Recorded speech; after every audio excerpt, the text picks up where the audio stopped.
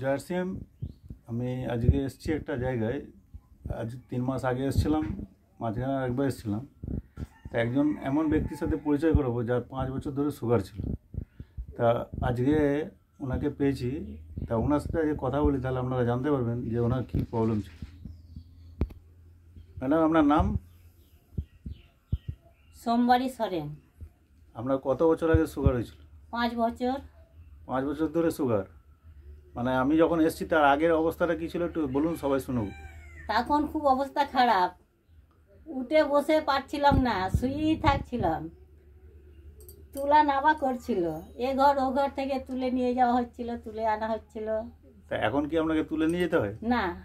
তা 3 মাস পরে এখন কি বুঝতে পারছেন? এখন খুব ভালো আছি, হাঁটতে পারছি, কাজও করতে পারছি একটু।